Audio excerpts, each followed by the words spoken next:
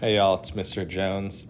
Here to review the Unit 1 on-level chemistry review guide that I passed out to y'all in class. So I'm not going to be going through each specific notes section, but I am going to be doing the practice. So if you'd like to fill in those extra words in case you didn't or missed some in class, you can just use the PowerPoint linked. But we're just going to be going through the practice problems. So starting with our subatomic particles practice sheet, the first thing y'all should do is know that there's a typo in that first question and in one of these last questions. I accidentally included the number of neutrons as well as the average atomic mass, and the two conflicted with one another. So we're going to fill this out together. If you're not confident with them, feel free to skip ahead to the end where I'll show the completed work at the end. Or you can, if you're just interested in looking at the keys, those will be posted as well.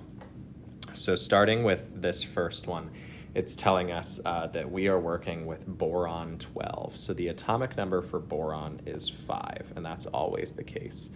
12 is telling me the atomic mass of this specific element, even though on my periodic table it says 10.81. Remember, that's an average atomic mass given, and my specific one that I'm worried about is this one given here, which is boron 12. Boron is always going to have 5 protons because that's atomic number 5. And to figure out its neutrons, I can subtract atomic mass minus neutrons to get 7, which is my next answer there.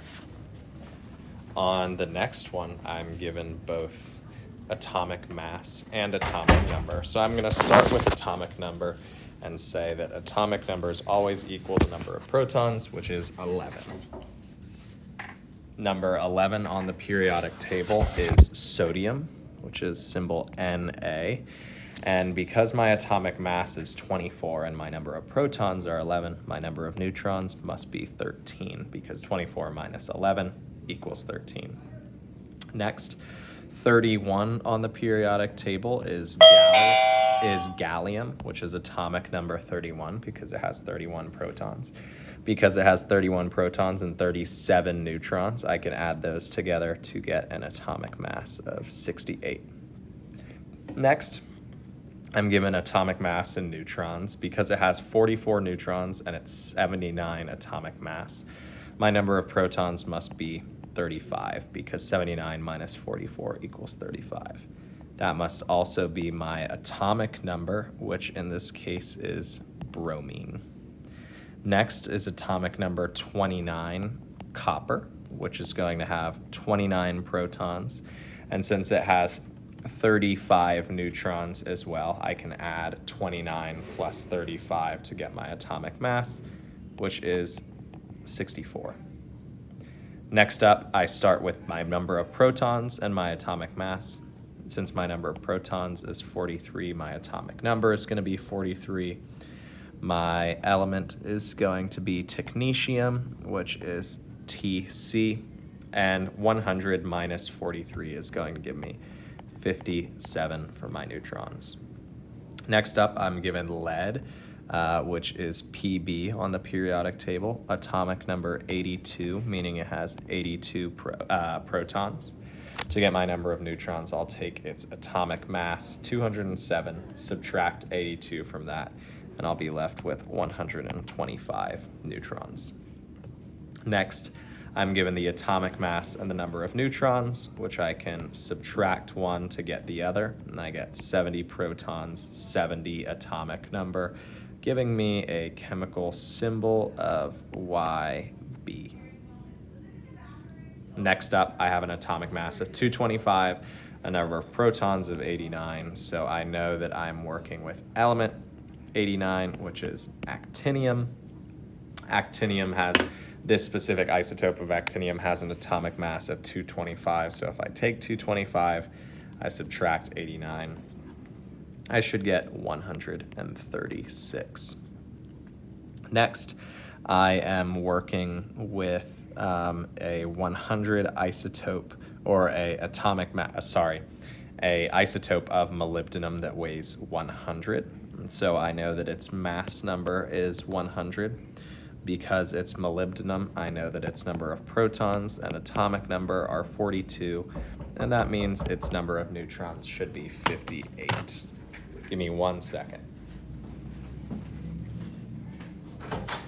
Did I leave anything in here? Is that your phone? Oh, yes, thank you. Yeah. I knew I left something. No I didn't know worries. which one it was. I'm just recording a chemistry video. You'll be featured in the chemistry video. Oh, let's go. Tell him I got it right.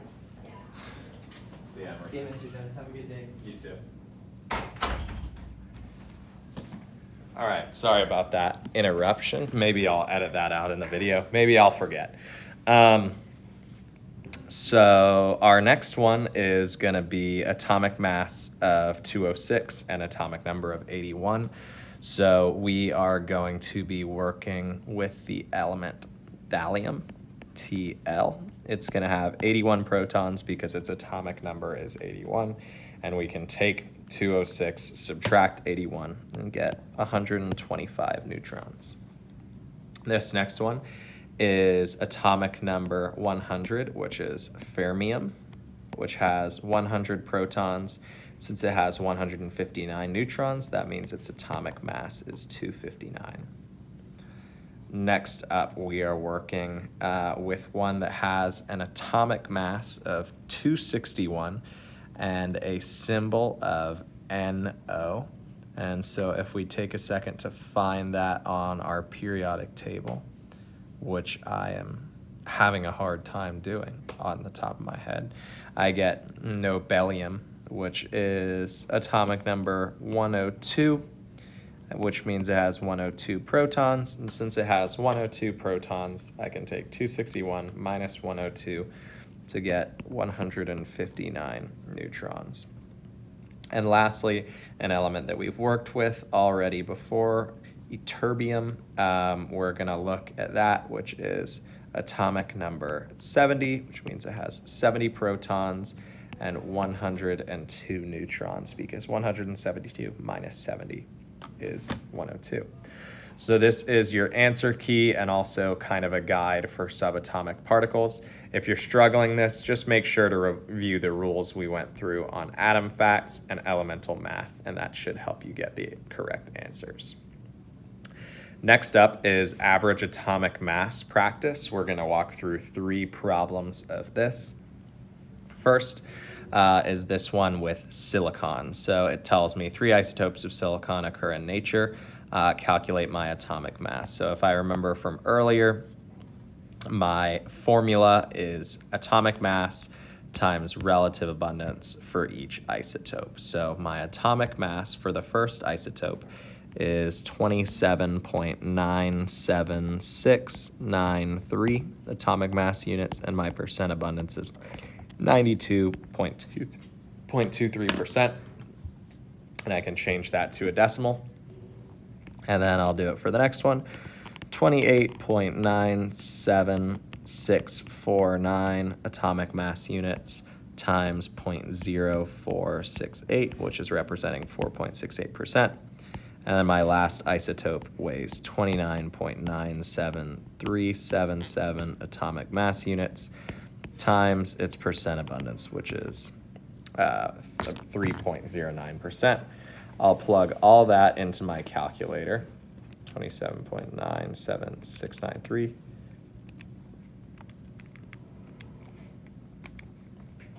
And just so you know, as you're doing this, a reminder that we should expect that it's probably going to be pretty close to silicon-28, because that is by far the most abundant of the elements.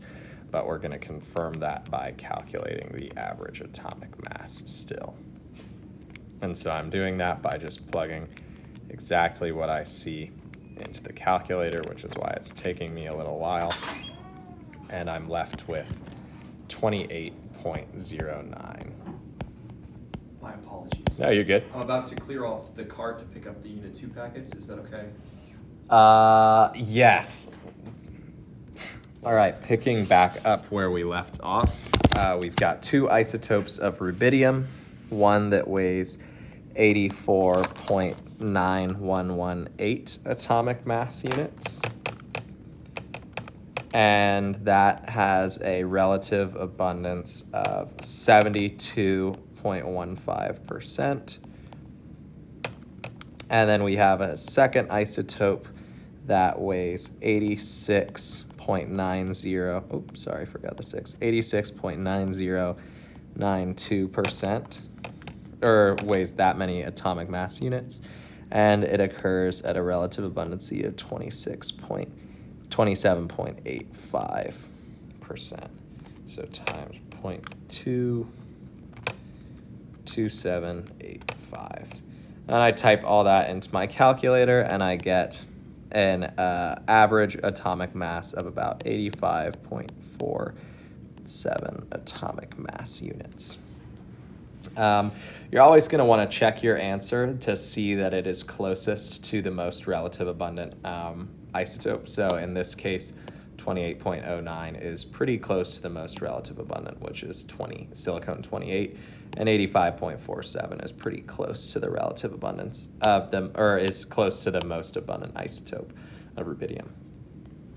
So this next one, I am going to be asked to calculate the relative abundancy first and then the average atomic mass. So to calculate the relative abundancy, I'm just going to figure out how many total atoms of this candium I have in the sample, which in this case is 15.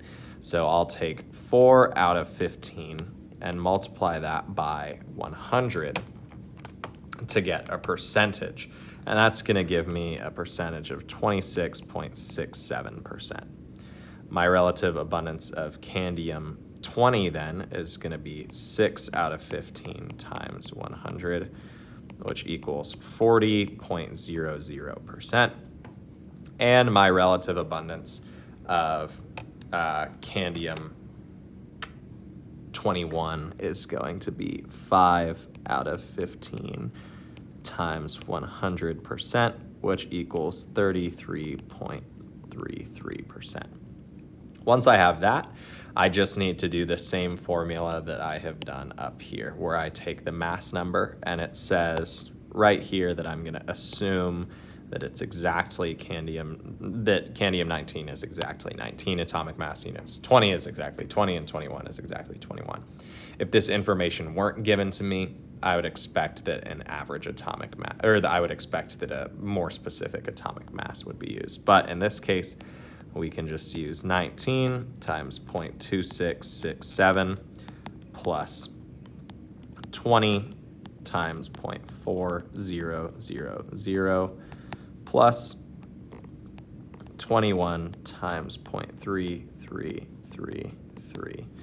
And when I add all that into a calculator, 19 times 0.2667 plus 20 times 0.4000 plus 21 times 0.3333, that gives me an average atomic mass of 20.07 atomic mass units. And that makes sense because, again, this is pretty close to my most abundant isotope, which is candium 20. So that's how to walk through calculating average atomic mass. You can skip here if you want the answer key, and I will also screenshot it as well. And our final practice page is going to consist of some sig figs practice. So first, I'm just going to identify the number of sig figs in each number. 2000 has 1, 50.0 has 3, 0.006 has 1, this has 4, 3, 5, 3, 4, 6, 2, 1, 2, 2, 1, 4, 3, 4, and 5. Now, the reasons being for each of these is because of the leading zeros, the trailing zeros, the sandwich zeros, and the whole number rules. So if you need a refresher on that, you can look back at your sig figs notes to make sure that you're right. For example, this first one is only going to have one sig fig because these are trailing zeros and there's no decimal place. The second one has 2 trailing zeros and there is a decimal place. So they're all significant. and you can move forward with those rules. For my calculating significant figures, I'm going to do the trick where I write down information about the problem. So in a subtraction problem, I'm worried about how many decimal places there are. In 25, there's 1. In 10.21, there's 2. So I take 25 minus 10.21 in my calculator. I get an answer that I round to only have 1 decimal place because my answer tells me that I can only have 1 decimal place. Next is a scientific notation problem. So I have 1 sig fig in this. I have 4 sig figs in this. And since it's multiplication and division, I'm worried about how many sig figs there are. So I'm going to type in 0.02 into my calculator because that's 2 times 10 to the negative second times 1.346. And I will be left with an answer of 0.03. If you can't do these scientific notation problems for right now, that's okay. Your 120.70 minus 3.525 problem, we're worried about decimal places, so there's 2 there, 3 there. I'm going to round my answer to only have 2 decimal places, which should end up like that. This next one is an addition problem. I have 0 decimal places there, 1 there. So my answer should have 0, so my answer should be 29. Well, actually it should be 30 if I round right.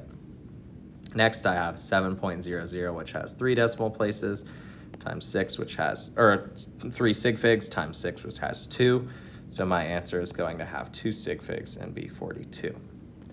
Next, I have a division problem. I have 3 sig figs on one side, 1 sig fig on the other. My answer should be rounded to 1 sig fig, so my answer should be 2. I have 4 decimal places on one side, 2 decimal places on the other, so my answer should have 2 decimal places. So if I plug that all into the calculator, I'm left with 427.53. Next, a division problem. I have 2 sig figs on one side, 1 sig fig on the other. So 0.0062 divided by 2 is going to give me 0.003 as my answer.